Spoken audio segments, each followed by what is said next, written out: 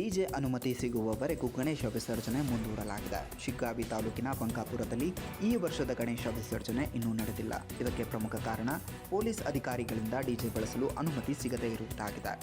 ಬಂಕಾಪುರ ಹಿಂದೂ ಮಹಾಗಣಪತಿ ಸಮಿತಿಯ ಸದಸ್ಯರು ಡಿಜೆ ಪರವಾನಗಿ ಸಿಗುವವರೆಗೂ ವಿಸರ್ಜನೆ ನಡೆಸುವುದಿಲ್ಲ ಎಂದು ಪಟ್ಟು ಹಿಡಿದಿದ್ದಾರೆ.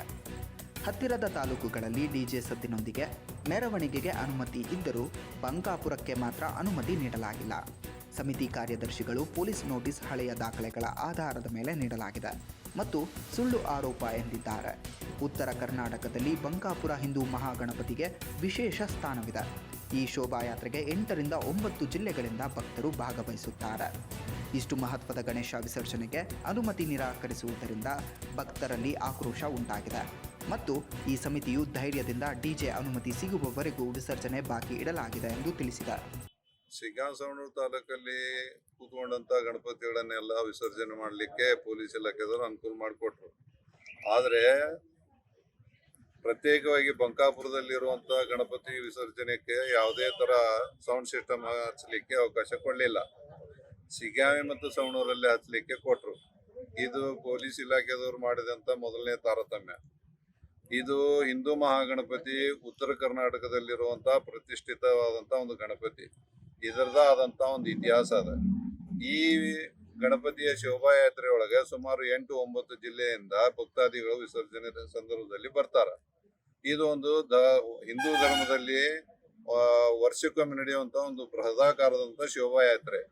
ಈ ಹಿಂದೂ ಧರ್ಮದ ಶೋಭಾಯಾತ್ರೆಯನ್ನ ಇದನ್ನ ಹತ್ತಬೇಕು ಅನ್ನುವಂತ ಹುನ್ನಾರದಿಂದ ಈಗ 22ರಲ್ಲಿ ಆದಂತ ನೋಟಿಸ್ಗಳನ್ನ ಈಗ ತೆಗೆಯೋದು, ಕಮಿಟಿ ಸದಸ್ಯರನ್ನ ಹೆದರ್ಸೋದು, ಯಾವುದೇ ಕಾರಣಕ್ಕೂ ನಿಮ್ಗೆ ಅನುಮತಿ ಕೊಡಲ್ಲ ಅನ್ನೋದು, ಈ ರೀತಿ ವಾತಾವರಣ ಹಬ್ಬಿಸ್ತಾ ಇದಾರ.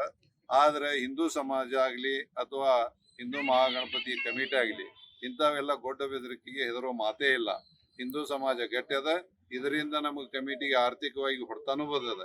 ಅದಕ್ಕೆ ಆ ವಿಘ್ನ ನಿವಾರಕ ಪೊಲೀಸ್ ಇಲಾಖೆದವರಿಗೆ ಒಳ್ಳೆ ಸುಬುದ್ಧಿಯನ್ನು ಕೊಡ್ಲಿ, ಒಳ್ಳೆ ವಿಚಾರವನ್ನು ಅವ್ರಿಗೆ ಬರಲಿ, ಆ ಶೋಭಾಯಾತ್ರೆಗೆ ಅವ್ರು ಅನುಕೂಲ ಮಾಡಿಕೊಡೋಣ ಅಂತ ಒಂದು ಅವ್ರಿಗೆ ಬುದ್ಧಿ ಕೊಡ್ಲಿ ಆ ವಿಘ್ನ ನಿವಾರಕ ಅಂತ ಹೇಳ್ತೇನೆ ನಾನು. ಸರ್, ಡಿಜೆ ಪರ್ಮಿಷನ್ ಕೊಡುವವರೆಗೂ ವಿಸರ್ಜನೆಯನ್ನ ಮಾಡಲ್ಲ ಸರ್ ಗಣೇಶ?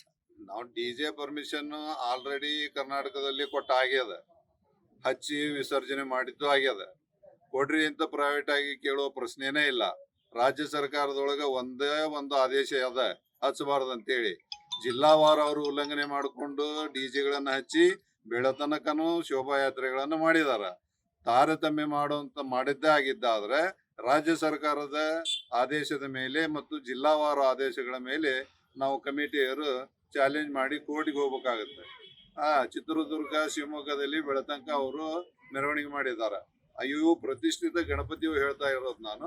ಅಕ್ಕಪಕ್ಕ ಇಲ್ಲಿ 10-15 ಕಿಲೋಮೀಟರ್ ಮುಂಡಗೋಡ ಮತ್ತು ಲಕ್ಷ್ಮೇಶ್ವರದಲ್ಲಿ ಇಲ್ಲಿನೂ ಬೆಳತನಕ ಅವ್ರಿಗೆ ಎಷ್ಟು ಬೇಕೋ ಅಷ್ಟು ದೊಡ್ಡ ಡಿಜಿಗಳನ್ನು ತೊಗೊಂಬಂದು ಹಚ್ಚಿ ಬೆಳತನಕನು ಅವರು ಶೋಭಾಯಾತ್ರೆಯನ್ನು ಮಾಡಿದಾರ.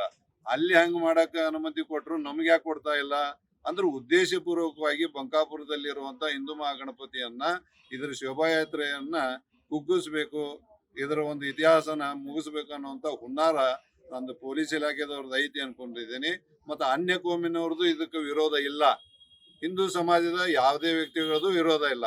ಎಲ್ಲರೂ ಸಾಮರಸ್ಯದಿಂದನ ಇದನ್ನ ಕಳಿಸ್ಬೇಕು ಅಂತಾರ. ಮತ್ತೆ ಈ ತಾಲೂಕಿನ MLAಗಳು ಸಹಿತ ನಾವು ಇದನ್ನ ಶೋಭಾಯಾತ್ರೆಯನ್ನ ಆದಷ್ಟು ವಿಜೃಂಭಣೆಯಿಂದ ಮಾಡೋಣ ಅಂತ ಅವರು ನಮಗೆ ಹೇಳಿಕೆಯನ್ನು ಕೊಟ್ಟಿದಾರ. ಈ ವಿಷಯದಲ್ಲಿ ಪೊಲೀಸ್ ಇಲಾಖೆದವರು ಮಾತ್ರ ನಮ್ಮ ಜೊತೆಗೆ ಸಂಪೂರ್ಣವಾಗಿ ಸರಿಯಾಗಿ ಅವರು ವರ್ತನೆ ನಮ್ಮ ಜೊತೆ ಇಲ್ಲ ಅವ್ರದ್ದು.